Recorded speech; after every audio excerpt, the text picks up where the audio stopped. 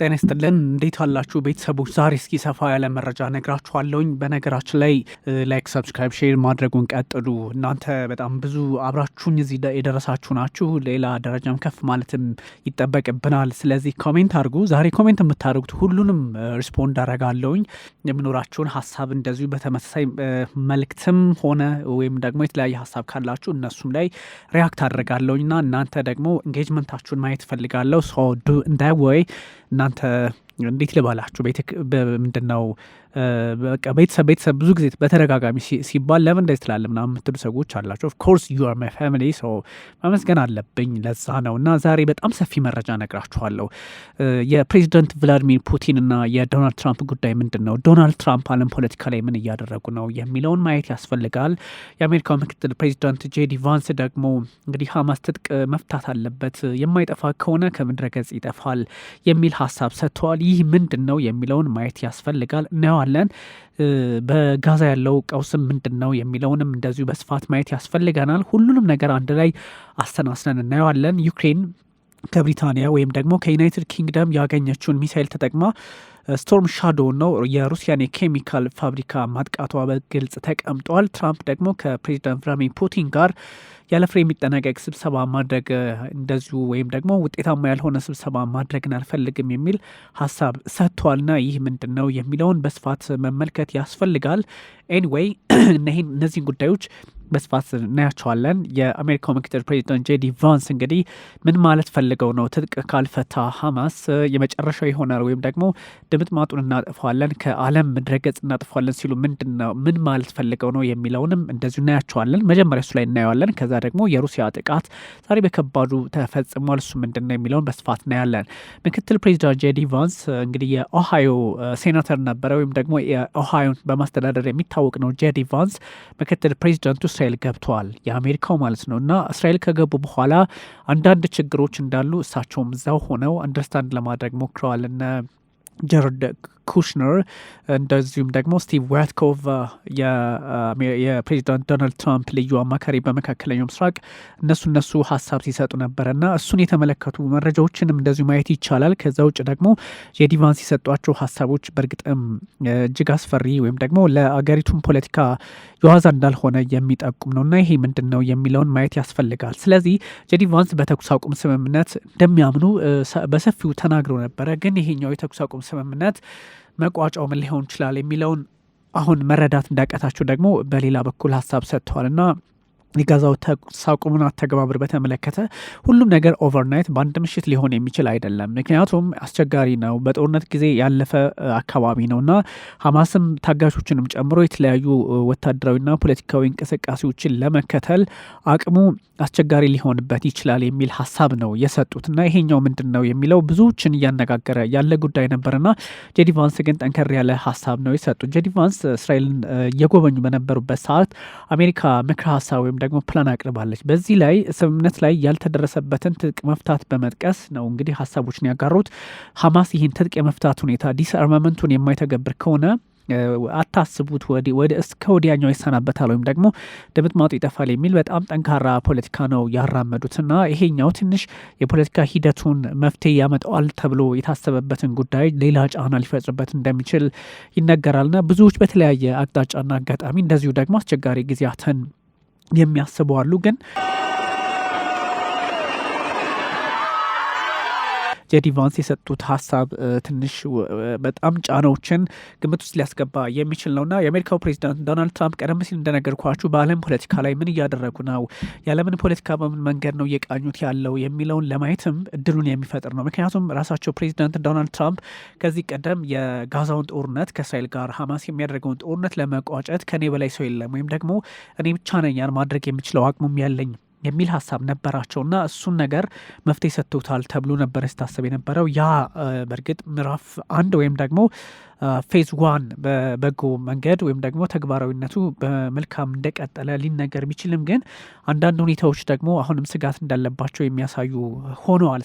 ይህን ምን አይነት መፍትሄ መስጠት ይቻላል የሚለውን ደግሞ እንደዚሁ ታሳቢ ማድረግ ያስፈልጋል። ለምንድን ነው በምን ሁኔታ በምን አካውን የሚለውንም እንደዚሁ ግምት ውስጥ በማስገባት ነው እና የአሜሪካው ፕሬዚዳንት ዶናልድ ትራምፕ የሄዱባቸው ርቀቶች ከዚህ በፊት በጎ የሚባሉ ወይም ደግሞ መልካም የሚባሉ እና እንደዚሁ የሚያበረታቱ ነበሩ። ሰዎችም በጥሩ ሁኔታ ሲመለከቷቸው የነበሩ ናቸው። ይሄኛው ለምን ሆነ የሚሉ ጥያቄዎች የሚነሱ ቢሆንም ግን ባለው ሁኔታ ሰላም ያመጣል የሚል ተስፋ ተጥሎበት ነበረ። ግን እስከ ምንድነው ሰላም የሚያመጣው የሚለው አሁን ጥያቄ ውስጥ ገብቷል። ምክንያቱም የራሳቸው እንግዲህ የእስራኤል ፖለቲከኞችም የሚያራምዷቸው አቋሞች እንደዚሁም ደግሞ ራሳቸው ፕሬዚዳንት ዶናልድ ትራምፕ የሚሄዱበት ርቀት ልክ ሆኖ ስላልታየ የመካከለኛው ምስራቅ ጉዳይ እጅግ አስፈሪ ሆኗል። ሰው ይሄኛው የዓለም ጤና ድርጅት ደግሞ የጤና ቀውስ በጣም እጅግ አስቸጋሪ ልክ እንደ ኒውክሌር ለትውልዶችም አስቸጋሪ ሆኖ ሊቀጥል እንደሚችል እየተናገሩ ይገኛል። እና ያ ማለት የመንግስታቱ ድርጅት WHO ጭምር ማለት ነው እንደዚህ አይነት አጋጣሚዎችን የዓለምን አንዳንድ የፖለቲካ አውዶች ሊቀይሩ የሚችሉ ናቸው እና መካከለኛው ምስራቅ ላይ ትንሽ አስቸጋሪ ሁኔታዎች አሉ። ተኩስ አቁሞ የሚተገበርበት መንገድ አስፈሪ ሆኗል። ምክንያቱም ግራና ቀኝ የሚመለከቱ ሰዎች ካሉ በተለይም የፍልስጤም ሰዎች አሁን ጥቃት እየደረሰባቸው የሚገኘው በሁሉም ወገኖች ወይም ደግሞ በሁለቱም አቅጣጫ ነው። በሐማስ እርስ በርስ በሚያደርገው ፍትጊያም እንደዚሁም ደግሞ ከሐማስም ባሻገር ደግሞ ራሳቸው የእስራኤል ኃይሎች የሚሰነዝሯቸው ጥቃቶች እነዚህን የመሳሰሉ አስቸጋሪ ሁኔታዎች እየተፈጠሩበት ስለሆነ ለሐማስም ቀላል አይደለም። ወይም ደግሞ አሁን ጉዳቱ እየደረሰ ያለው በሁለቱም ወገኖች ፍልስጤም በኩል ባለው ሐማስ እንደዚሁም ደግሞ በእስራኤል ኃይሎች በሌሎች ኃይሎችም ጭምር እየሆነ በመምጣቱ ለሐማስ አንዳንድ ፈተናዎች ቢበዙም በራሱ መንገድ ደግሞ የጋዛ ሰዎች ራሳቸው ህይወታቸውን እያጡ እንደሆነ ዋጋ እየከፈሉ እንደሆነ የሚያሳዩ መረጃዎች ናቸው በስፋት እየወጡ የሚገኘው። ግን የተኩስ አቁሙ ጉዳይ የጋዛ ጉዳይ ጋዛ ባይዘዊ በጣም ከጥንት ጀምሮ ስቃይ የበዛበት ምድር ነው። እንግዲህ ሮማን ኢምፓየር ጀምሮ ብዙዎቹ የነ ሳምሶንን ታሪክ ማየት እንችላለን። በመጽሐፍ ቅዱስም በቁርአኑም የነ ሳላዲንን የብዙዎቹን ስትመለከቱ ምንድን ነው ጋዛ ላይ ይሄ ሁሉ ጉድ የሚያሰኝ ነገር ይፈጠራል በተደጋጋሚ። ግን ደግሞ የፍልስጤም ፖለቲከኞችን መፍትሄ መስጠት አልቻሉም እና ይሄ ውጥረት እጅግ አስቸጋሪ ሆኖ ሊቀጥል እንደሚችል ይጠቁማል። ከዛ ውጭ ደግሞ የአሜሪካው ፕሬዚዳንት ዶናልድ ትራምፕ አሁን እየሄዱበት ያለው ርቀት የመካከለኛው ምስራቅን ፖለቲካን ብቻ ሳይሆን በዓለም ፖለቲካ ላይ የራሳቸውን አቅም ለማምጣት አንዳንድ እንቅስቃሴዎች ጀምረዋል። ወይም ደግሞ አቅማቸውን ለማሳየት በዓለም ፖለቲካ ላይ ብዙ ስራዎችን ለመስራት ይሞክራሉ እና ይሄኛው ትንሽ ከመካከለኛው ምስራቅም ጋር አብሮ የሚታይ ቢሆንም ምክንያቱም መካከለኛው ምስራቅ ላይ ያለው የጋዛው ጉዳይ በአንዳንድ ሁኔታዎች ጫና ውስጥ የገባበትን መጥፎ አጋጣሚ የተመለከትን ስለሆነ ይሄን ደግሞ ይዘው ራሳቸው ፕሬዚዳንት ዶናልድ ትራምፕ እቅዳቸው ምንድን ነው፣ ፖሊሲያቸው ምንድን ነው የሚለውን ማንሳትም ስለሚያስፈልግ ነው። ስለዚህ የእሳቸው እቅድ ኢራን ኒውክሌር እንዳትታጠቅ ማድረግ፣ የእሳቸው እቅድ በሶሪያ የራሳቸውን ኃይል ወይም ደግሞ በሽር አልአሳድ ከተነሱ በኋላ የራሳቸውን ኃይል መመስረት የሚያስችላቸውን አቅም መፍጠር በሶሪያ ምድር ማለትም ከነ አህመድ አልሻራ ጋር አብረው የመስራት እንደዚህ አይነት አካሄዶችን የመከተል ነው ፍላጎት ነው ያላቸው። የእስራኤል ጉዳይ እስራኤል ናት። በእስራኤል ጉዳይ ላይ መደራደርም አይፈልጉም። በእስራኤል ጉዳይ ላይም እንደዚሁ አንዳንድ አስቸጋሪ ሁኔታዎች ቢፈጠሩም እሳቸው በቀላሉ የማያዩበትን መነጽር ማየት ነው ያሉትና ይሄ በጣም ብዙ ሰዎችን የሚያበሳጫቸው እየሆነ መጥተዋል። ወይም ደግሞ ያልተጠናቀቀ ጦርነት እንዳለ ሊጠቁም የሚችል ሆኖ ተመዝግቧልና የአሜሪካው ፕሬዚዳንት ዶናልድ ትራምፕ በመካከለኛው ምስራቅ በዚህ አይነት በሰፊ የፖለቲካ አውድ ውስጥ ሆነው ሳለ የሩሲያና ዩክሬን ጦርነትን ደግሞ መቋጨት ያስፈልጋቸዋል። ይህን ደግሞ እንዳይቋጩ ፕሬዚዳንት ዶናልድ ትራምፕና ፑቲን ከሰሞኑ ይገናኛሉ የሚል ተስፋ ተጥሎባቸው ነበረ በቡዳፔስት። ያ ማለት በቡዳፔስት እንግዲህ በሚኖራቸው ጊዜ የተለያዩ ስራዎችን ይሰራሉ ወይም ደግሞ የቡዳፔስቱን ጉዳይ መፍትሄ ያመጡለታል የሚል ተስፋ ተጥሎ ነበረ። ግን አልሆነም። ሰው የቡዳፔስቱን ጉዳይ መፍትሄ ማምጣት ካልተቻለ ወይም ደግሞ ወይም ድርድር የሚደረግበትን መንገድ ፑቲንና ትራምፕ በቡዳፔስት መፍጠር ካልቻሉ አንዳንድ ሁኔታዎች አሁንም ጥያቄ እንዲነሱ የሚያደርግ ነው። ምክንያቱም ይሄኛው የዓለም ፖለቲካን ስርዓትም ግንባታውንም ሂደቱንም መንገዱንም ሊቀይር የሚችል በመሆኑ ነው። ስለዚህ ፕሬዚዳንት ቭላዲሚር ፑቲን አሁን እርቅ እንደሚፈልጉ በተደጋጋሚ ቢነገርም አሁን ባለው ሂደት መንገድ ግን ፕሬዚዳንት ዶናልድ ትራምፕ እናንተ እነማን ናችሁ የሚል አቋም ላይ ሊሆኑ ይችላሉ የሚል ፖለቲካዊ ስጋት ደግሞ ያለባቸው እጅግ ተበራክቷል። እና ይሄ የፋይል ጉዳይ ወይም ደግሞ አንድ ቀን ተመዙ በተለየ አጋጣሚ በተለየ ሂደት ወይም ደግሞ በተለየ የፖለቲካ አውድና ግንዛቤ ውስጥ ሊታይ ካልቻለ በስተቀር ብዙዎቹ እንደዚሁ ታምቀው የሚቀሩ አይደሉም። ምክንያቱም እነዚህ የፖለቲካ መንገዶቻቸው ሂደቶቻቸውን ለሚያይ ሰው መፍትሄ ማምጣት የሚቻለው በምን መንገድ ነው የሚለውንም እንደዚሁ ጫና ውስጥ ማስገባት ይችላልና ወይም አሉታዊ በሆነ መንገድ በዛ ሁኔታ ሊያይ ስለሚችል እጅግ አስቸጋሪ የአውድ ተፈጥሯል ወደሚል አረዳድ አለማችን እንድትሄድ አድርጓልና ይሄ ምናልባት ብዙ ችግሮች እየተፈጠሩ መሆኑን ሊያሳይ ቢችልም ግን የአሜሪካው ፕሬዚዳንት ዶናልድ ትራምፕ ከሩሲያ ፖለቲከኞች ጋር የመወያየት ከሩሲያ ፖለቲከኞች ጋር አብረው የመስራት ውጥኑ እንዳላቸው በግልጽ እየተነገረ ነው። ግን ደግሞ እሳቸው ይህን ስላሉ ይሆናል ማለትም አይደለም። አንዳንድ ጉዳዮች በተለየ አቅጣጫና መንገድ ሊታዩ የሚገቡ በመሆናቸው ብዙ ሂሳባዊ ስሌትን አሁን ማየት እንደሚያስፈልግም ይነገራል። ግን እንደዚህ አይነት አርቲስቲክስ የሆኑ ጉዳዮችን አሁን እያበዙ ነው። ምክንያቱም ዶናልድ ትራምፕ በቡዳፔስት ሃንጋሪ ጉባኤያቸውን ከፕሬዚዳንት ቭላዲሚር ፑቲን ጋር ያደርጋሉ ተብሎ ቢታሰብም ግን አሁን ባለ ሁኔታ ፍሬ በሌለው ነገር ወይም ደግሞ አግባባ ያለው ጉዳይ ሊፈጠር ባለመቻሉ በዚህ ጉዳይ ላይ መደራደር ወይም ደግሞ ማውራት አልፈልግም ፍሬ የማያመጣ ከሆነ የሚል ደግሞ ሌላ ሀሳብ እየሰጡ ይገኛልና ይሄ ደግሞ አካሄዶቻቸው ምናልባት እዛ አካባቢ ያለውን ፖለቲካ መፍትሄ ላይ ሰጠው የሚችል እንደሆነ ይነገራልና ያለ ፍሬ የሚጠናቀቅ ስብሰባ ማድረግ ዋት ፈንክሽን የሚል ጥያቄ ነው ፕሬዚዳንት ዶናልድ ትራምፕ ያነሱት። ስለዚህ በእርግጥም እሳቸው በዚህ ልክ ሀሳብ ማንሳታቸው ትክክል ላይሆን ይችላል። ግን በአንዳንድ ጉዳዮች ደግሞ ትራምፕ በዚህ ልክ ለምን አሰቡ፣ ለምን ይህን አደረጉ ወይም ደግሞ የፖለቲካ አውዱንም በዚህ ልክ ማየት ያስፈልጋል ወይ የሚል ጥያቄ የተነሳ ነውና ሪፐብሊካኑ ከፕሬዚዳንት ቭላዲሚር ፑቲን ጋር ቀጠሮ እንግዲህ እንዲዘገይ መደረጉን ተከትሎ ነው ሀሳባቸውን የሰጡትና ያለ ፍሬ የሚጠናቀቅ ጉባኤ ወይም ደግሞ ስብሰባ እንደማይኖር ግምት ውስጥ መግባት አለበት። ስለዚህ ይሄኛው ጉዳይ ለመራዘምም ደግሞ ጉዳዩን ትንሽ ሰፋ ለማድረግ ወይም ጊዜ ለመውሰድ የተገደድነው ወደ ደቡብ ኮሪያ ጉዞ እናደርጋለን እሱም አለ። ከዛ ሲቀጥል ደግሞ ከፕሬዚዳንት ቭላዲሚር ፑቲን ጋር ከተገናኘን በኋላ ምንድን ነው የምናወራው፣ ካወራን በኋላስ መፍትሄ ይመጣሉ የሚለውን ታሳቢ በማድረጋቸው ነው ፕሬዚዳንት ዶናልድ ትራምፕ ይህን ሀሳብ በተለየ መንገድና አቅጣጫ ለማየት የሞከሩትና ራሳቸው ፕሬዚዳንት ዶናልድ ትራምፕ በዚህ ልክ አቋማቸውን ሲገልጹ አንዳንድ በጣም እጅግ አስቸጋሪ የሆኑ ምልከታዎችን ደግሞ እንደዚሁ ታሳቢ ማድረግ ግምት ውስጥ ማስገባት ያስፈልጋል። ምክንያቱም ቀደም ሲል ያነሳውላችሁ የዓለም የፖለቲካ ስርዓት አውዱ አሁን ባለው ሁኔታ ግራ ቀኝ ስትመለከቱት ዊዛውት አሜሪካ ምንም ነው። አሜሪካ ከሌለችበት የዓለም ፖለቲካ ጫና ውስጥ ይገባልና በተለያዩ ቴክኒኮች በተለያዩ አካሄዶች ቀላል የሚመስሉ ግን በዓለም ፖለቲካ ሂደት ላይ በተለያዩ መለኪያዎች ቀደም ሲል እንዳነሳውላችሁ አሜሪካን ያላሰለፈ ዓለም አሜሪካን ያላጠቃለለ ወይም ደግሞ አሜሪካ ጋር ሊሰራ የሚችል አንዳች ኃይል ከሌለ ውጥረቶችም ይቀጥላሉ።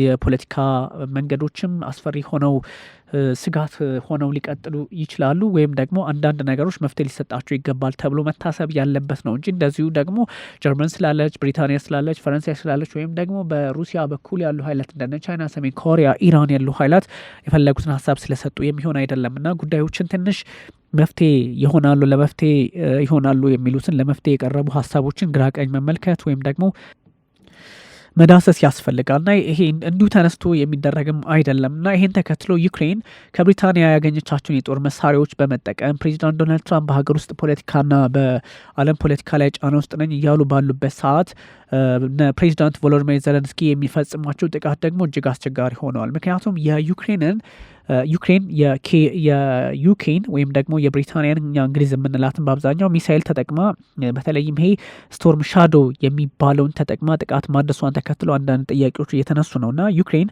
በዩናይትድ ኪንግደም የተሰራውን ወይም ደግሞ የተመረተውን ስቶርም ሻዶ የተባለው የሚሳይል ስርዓት ተጠቅማ ነው እንግዲህ የኬሚካል ፋብሪካውን የመታችሁ። ይሄ እጅግ አስቸጋሪ ነው። ፕሬዚዳንት ቭላዲሚር ፑቲን ምንድን ነው ምላሻቸው የሚለውን ደግሞ ወዲያውኑ ኬቭ ስትናጥ ነበረ፣ የምታውቁት ነው። ሙሉ ዩክሬን ሲደበደብ ነበረ በሚሳይል እና ይሄ እጅግ አስቸጋሪ ነው። የሩሲያ አየር መከላከያ ስርዓት አልፎ የተፈጸመውን ጥቃት ስኬታማ እርምጃ በሚል እንግዲህ የዩክሬን የጦር ኃይሎቹ ይፋ አድርገዋል።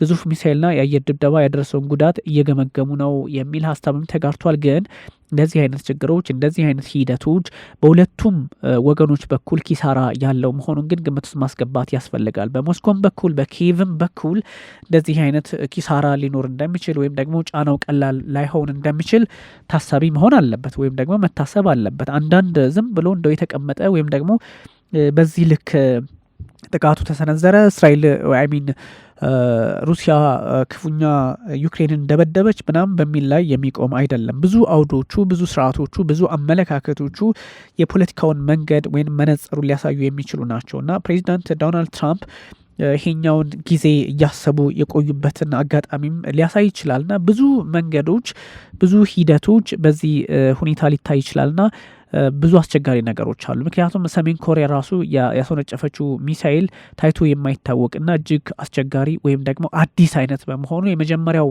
አይነት ነገር እየሆነ ስለሆነ ይሄኛውን ለማረጋገጫ ይሄኛውን የዌስተርን ሚዲያ ትሩዙን ፑቲን፣ ትራምፕ፣ ክሬምሊን ግንኙነታቸውን እንግዲህ ጫና ውስጥ ለማስገባት የተለያዩ ሙከራዎችን እያደረጉ ባሉበት ሰዓት የወጣ መግለጫ ነው ለማለት ተሞክሯልና ከኪየቭ ጋር ግንኙነት ያላቸው ኃይሎችም እንደዚሁም ደግሞ ብዙ መግለጫዎች እየወጡ ይገኛል። ከኪየቭ ጋር ማለት ኪየቭ አሁን ከባድ ጥቃት ሰነዘረች፣ በተለይም የእንግሊዙን ስቶርም ሻዶውን ተጠቅማ ጥቃት ሰነዘረች የሚለው መረጃ ራሱ በሌላ ነገር የሚተረጎም ሆነዋል። እንደዚህ አይነት ጥቃቶች ወይም ደግሞ እንደዚህ አይነት አካሄዶች እጅግ የከፋ ጊዜ ሊመጣ እንደሚችል ጠቋሚ ሊሆኑ ይችላሉ። ግን ደግሞ ቆሞ ማሰብ ያስፈልጋል።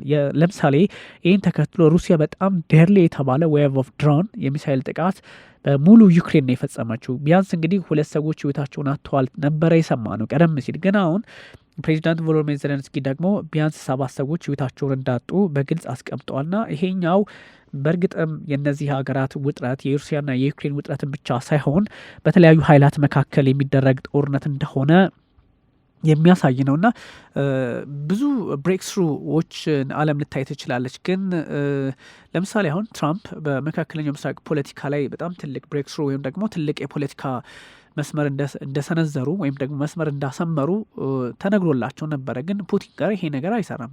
ለፑቲን ላይ ይህን ነገር ማድረግ አልቻሉም። ይሄን ያላደረጉበት ምክንያት ምንድን ነው? እጅግ አስቸጋሪ ስለሆነ ብዙ ጥያቄ የሚያነሱ ሰዎች ቢኖሩም ግን አሁን አትሊስት እነዚህ ሰዎች ህይወታቸውን ያጡበትን አጋጣሚ ወይም ደግሞ የተለያየ የአውሮፓ ህብረትን እንደዚሁም ደግሞ የሰሜን አትላንቲክ የጦር ጥምረት ወይም ደግሞ የኔቶን ኃይል ግምት ውስጥ ያስገባ መግለጫዎች ናቸው እየወጡ ያሉት እና ይህ ምንድን ነው? የነ ቢቢሲ እንግዲህ ገለጻቸው ውስጥ ምንድን ነው? ይሄን ያህል እውነት ነው ወይ ውሸት ነው ወይ ሳይናይን ወይም ደግሞ የተለያዩ መገናኛ ብዙኃን የሚለውንም እጅግ አስቸጋሪ ያደርገዋል። በፕሬዚዳንት ዶናልድ ትራምፕና በፑቲን መካከል የሚደረገውን ውይይት እንደዚሁ ጫና በገባበት አጋጣሚ ነው እንግዲህ ስቶርም ሻዶውን ተጠቅማ ዩክሬንም ጥቃት የሰነዘረችው ሩሲያ ላይ። ከዛም ባሻገር ደግሞ ሩሲያም ከባድ የተባለውን ጥቃት በዩክሬን ላይ በሙሉ ዩክሬን የደበደበችው። በነገራችን ላይ ቢያንስ 7 ሰዎች ህይወታቸውን አጥተዋል። እንግዲህ 2 ህጻናትም አሉበት። ኢንተንስ የሩሲያ ሰው አልባ አውሮፕላን የሚሳይል ጥቃት እንደዚሁ ደርሶባቸዋል። ፕሬዚዳንት ቮሎዲሚር ዜሌንስኪም ራሳቸው ይህን ነው እንግዲህ ያረጋገጡት። አንዳንድ ቦታዎች ላይ በተለይም ከዚህ እንግዲህ ኪንደርጋርተን ወይም ደግሞ ንጹሐን በሚንቀሳቀሱባቸው አካባቢ የተፈጸመ ጥቃት ነው ተብሎ ይታሰባል። እንግዲህ በዩክሬን 2ኛዋ ግዙፍ ከተማ በምትባለው ሃርኪቭ ላይ በጣም እጅግ አስቸጋሪ የሚባል ጥቃት ወይም ደግሞ ውድመት ተፈጥሯል። ከኪየቭን ባሻገር እንግዲህ ዜሌንስኪ ነው ያረጋገጡት። አትሊስት 27 ሰዎች ቢያንስ ማለት ነው እዛ አካባቢ ጉዳት እንደደረሰባቸውን በግልጽ ተቀምጧል እና ይሄ አስፈሪ ነው። ሚሳኤልና ሰው አልባ አውሮፕላን ነው የተሰነዘረው። ትራምፕና ፑቲን ሊያወሩ ነበረ፣ ግን ሳያወሩ ቀሩ። ሙሉ ዩክሬን ተደበደበ የሚሉ ሀሳቦች ናቸው። ይሄ ደለርጀስት ወይም ዴርለስት የሚባል አይነት ጥቃት ነው የሚሉ ሌሎች አይነት ሀሳቦች እየወጡ የሚገኙበት ሰዓት ነው እና ትራምፕ እንግዲህ በእንደዚህ አይነት ጉዳዮች ላይ ምን አሉ የሚለውንም ራሱ ታሳቢ የሚያደርጉ ፖለቲከኞች ናቸው። የተለያዩ ጥያቄዎችን እያነሱ ወይም ደግሞ አንዳንድ መፍትሄ አልባ የሆኑ እንቅስቃሴዎች አሉ ዓለም ላይ ለማለት የተገደዱበትን አጋጣሚም እያየን ስለሆነ ዓለም ላይ ይህኛውን መፍትሄ መስጠት እንደሚያስፈልግ በግልጽ ያሳያል። ፕሬዚዳንት ዶናልድ ትራምፕ የሩሲያና የዩክሬን ጉዳይ ብቻ አይደለም የሀገራቸውን ፖለቲካ ወይም ደግሞ በተለያየ አጋጣሚ መንግስት እስከ መዝጋት የደረሰውን ፖለቲካቸውን እያመሰ የሚገኘውን ሁኔታ መፍትሄ መስጠትም ይጠበቅባቸዋልና ይሄ የትራምፕ የዓለም አቀፍ የቤት ስራቸው ነው። ትራምፕ ይህን ማድረግ ካልቻሉ፣ ትራምፕ ይሄኛውን ውጥረት መፍትሄ መስጠት ካልቻሉ እጅግ አስቸጋሪ ነው። ምክንያቱም በሀገር ውስጥ አሁን በቦስተን የነበረውን፣ በአትላንታ የነበረውን፣ በሎስ አንጀለስ፣ በኒውዮርክ፣ በዋሽንግተን እንደዚሁም በተለያዩ የግዛት ከተሞች ላይ የነበሩ ተቃውሞዎችን ስትመለከቱ ፕሬዚዳንት ዶናልድ ትራምፕ ብዙ የቤት ስራ ብዙ ሊሰሯቸው የሚገቡ ጉዳዮች እንዳሉ በግልጽ የሚያሳይ ነውና ምናልባት አንዳንድ ነገሮች ይሄኛውን ዓለማችን ቀለል አድርጋ የምታያቸው እንዳልሆነ ይጠቁማሉ። ምክንያቱም በዓለም ፖለቲካ ላይ በዓለም ስርዓት ላይ እንደዚህ አይነት የሆነ መፍትሄ ሊያመጣ የሚችል ኃይልና አቅም ካልተፈጠረ በስተቀር በጣም እጅግ አስቸጋሪ የሆኑ አካሄዶች እንዳሉ ነው የሚጠቁመውና ብዙ ሁኔታዎች የዓለም አቀፍ የፖለቲካ አውድን ወይም ደግሞ እንደዚህ የነበረውን የተለመደውን አካሄድ ጫና ውስጥ የሚያስገባ ወይም ደግሞ ሊፈትን የሚችል ነው እና ይሄን እንዴት አድርገን መፍትሄ እንስጠው በሚል ብዙ ሰዎች ጥያቄ ሲያነሱበት ነበርና አንዳንዶች ደግሞ ፕሬዚዳንት ዶናልድ ትራምፕ ባይፈልጉ ነው እንጂ ፈልገው ቢሆን ኖሮ ይሄኛውን ቶሎ መፍትሄ ሊሰጡት ይችል ነበረ የሚል ሀሳብ ሰጥተዋል እና የዋይት ሀውስ አቋም ወይም ደግሞ ፍራስትሬሽኖች እንዳሉ ቶማሆክ ዲሎችን በተመለከተ ሲወጡ የነበሩ መረጃዎችን ስንመለከት እንደዚህ አይነት ነገሮችን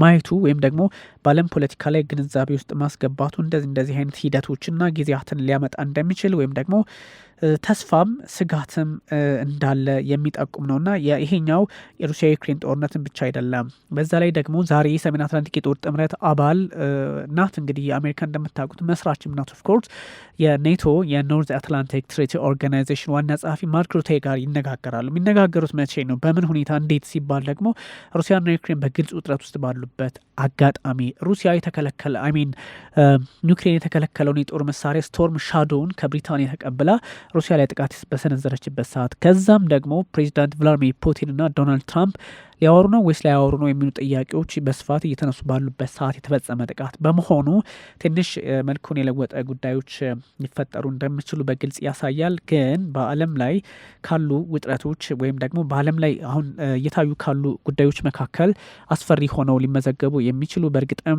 የፖለቲካ ሂደቱና አውዱን በተለየ አቅጣጫ ለማየት እድል የሚፈጥር ተደርጎ ነው የሚወሰደውና ብዙ ሰዎች እንግዲህ መፍትሄ አልባ የሆኑ ጉዳዮች እንዳሉ ወይም ደግሞ ለአንድ ጉዳይ ለአንድ ሀገር የፖለቲካ ነውጥም ይሁን ለአንድ ሀገር ለመፍትሄም የሚሰሩ ኃይላት በሌሉበት አጋጣሚ በዚህ ልክ ለምን ሆነ የሚል ጥያቄም እንደዚሁ ይነሳል። ግን ደግሞ በብዙዎች ዘንድ ይሄኛውን ነገር መፍትሄ መስጠት የሚችሉት ራሳቸው ፕሬዚዳንት ዶናልድ ትራምፕ እንደሆኑ በግልጽ ተቀምጧል። ለምንድን ነው በምን ሁኔታ በምን አጋጣሚ ምናምን የሚሉት ነገሮች ማየት ያስፈልጋል እና ትንሽ ብዙ ሁኔታዎች አሁንም ለዓለማችን ስጋት እንደሆኑ እየተነገረ ነው።